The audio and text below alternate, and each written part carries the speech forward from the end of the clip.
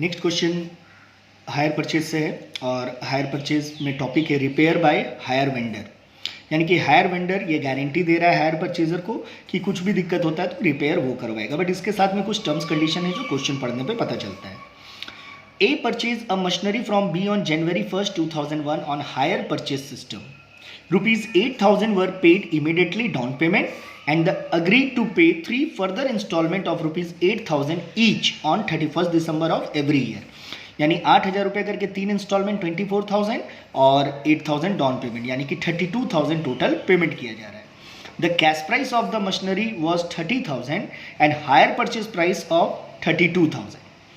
The cost of the machine is machine to hire vendor 28,000. Point to be noted, जब मैं भी question बना रहा था तो मुझे यहाँ पे 3 अमाउंट दिखा। ये दिखा मुझे कैश प्राइस, ये दिखा मुझे हायर परचेज प्राइस और ये दिखा मुझे cost price.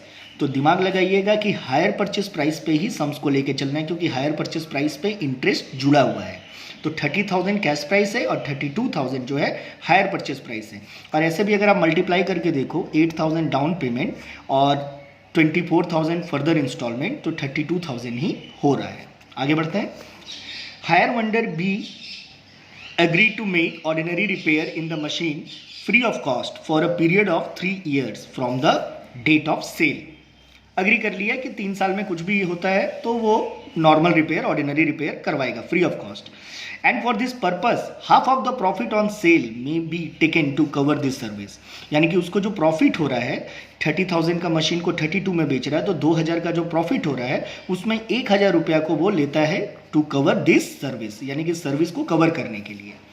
Assuming that the cost of repair amounted to rupees 200 in first year, 300 in second year and 400 in third year. Prepare A's account, maintenance suspense account, hire sale in the books of B. B close his books every year 31st December.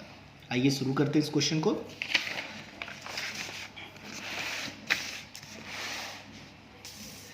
तो ये है हम लोगों का question. सबसे पहले normally interest, cash और instalment का कैलकुलेशन कर लेते हैं। Cash price 30,000, down payment 8,000। 8,000 को कैश और इंस्टॉलमेंट में लिख देंगे। जैसा कि मैंने शुरू से बोला है कि जो डाउन पेमेंट होता है उसके ऊपर इंटरेस्ट का कैलकुलेशन नहीं होता है, it is a part of cash as well as instalment. अब जो रिमेनिंग बैलेंस बचा आउटस्टैंडिंग 22,000, फर्स्ट ईयर में 22,000 का 5% 1,100, 8,000 में से 1,100 माइनस किए 6,900। सेकेंड ईयर में 22,000 से 6,900 माइनस किए, मेरे पास आया 15,100। इसका 5% निकाले 755। 8,000 से 755 माइनस किए 7,245। देन थर्ड ईयर में total interest minus first year और सेकेंड ईयर, तो टोटल इंटरेस्ट मेरा 2,000 हो रहा है और उसमें से 1,100 प्लस 755 को दोनों को जोड़ के माइनस कर देंगे 145। थर्ड ईयर का इंटरेस्ट निकल गया। 8,000 से 145 माइनस किए 7,855।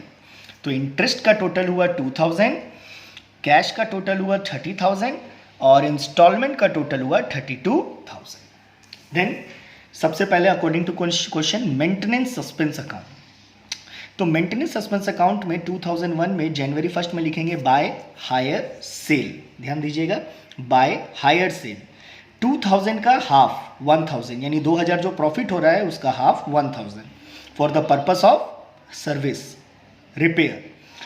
पहला साल रिपेयर हो रहा है 200, तो 1,000 में से 200 पेमेंट किए, 2 कैश बचा 800। 800 को नेक्स्ट ईयर लेके आए। दूसरे साल मेरा हो रहा है 300 का रिपेयर, 500 बचा नेक्स्ट ईयर लेके आए। और थर्ड ईयर में 400 हो रहा है तो बचा 100, ये 100 प्रॉफिट हो गया, ये चला जाएगा to profit and loss account में। एक बार इसको देख लीजिए बढ़िया से, सिंपल है, इजी है। नेक्स्ट हम लोग आते हैं in the books of B limited vendor as account, यानी कि वेंडर के बुक में परचेजर का। To hire sale 30,000, to interest 1,100, first year का 31,100। जनवरी 1st में बाई कैश डाउन पेमेंट, दिसंबर 31st में by cash 8,000 instalment, by balance CD 15,100। ये हुआ फर्स्ट ईयर का बैलेंस। सेकेंड ईयर में लेके आए, to balance BD 15,100, to interest 755, total किए 15,855। बाय कैश अकाउंट 8000, उसमें से कैश को पेमेंट कर दिए 8000, तो 15,855 में से 8000 कैश यानी कि इंस्टॉलमेंट पेमेंट किए, बचा 7,855। थर्ड ईयर में लेके आए to balance BD 7,855, to interest 145, दोनों को जोड़े 8,000 पेमेंट कर दिए फाइनल ईयर का, और मेरा एक भी बैलेंस नहीं बचा। एक बार इसको स्टार्टिंग से देख लीजिए।